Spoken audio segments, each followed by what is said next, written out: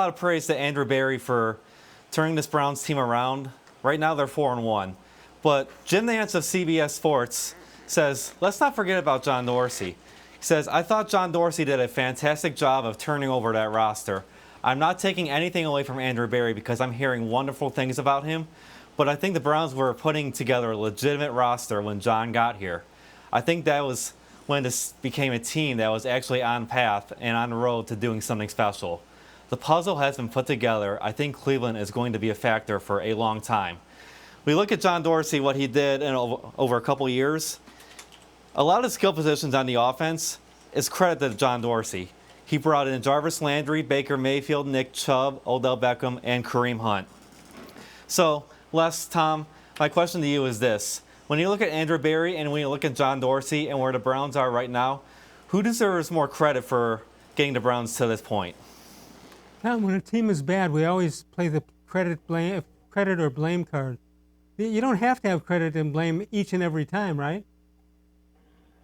Yeah, I don't think you can in this situation, only because Andrew Berry's only been back here for 10 months now, right? He came back in January roughly, so we'll give him some time. But I think that's a fair point that Jim makes and Brian makes up. The fact that Landry and Beckham are on this team, the fact that Nick Chubb is on this team, the fact that Baker Mayfield is on this team, those are the playmakers.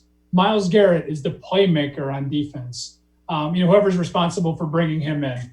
But I do agree with that in that Dorsey got the Browns back to, and he talked about it a lot, was reawakening that sleeping giant. And I think he, as much as anything, just kind of maybe reinstilled, if that's the right word, a confidence in the fan base. I think people felt like they finally had the right football guy in charge. Again, that's not a knock on Andrew Berry at all. He's a young GM. This is his first year on the job, and only time will tell what he's able to do with this roster. But I think those core pieces that Dorsey did bring in definitely laid the foundation for this team being on the right path. I'm not putting this in the blame department, but it seemed to me that Dorsey got off to a fast start. Everything seemed to go his way. He got cocky a little bit and tried some things that maybe he might not have done otherwise. But either way, you don't have one without the other. Yeah, there's still days that I'm surprised that he's not here, Les. We all felt like that maybe Freddie Kitchens was a little bit overmatched last year, but I didn't think we would have a coaching change and then another front office change immediately after it or subsequent to it. So I do give John Dorsey a lot of credit, and like I said, I think Browns fans look at it the same way. All right.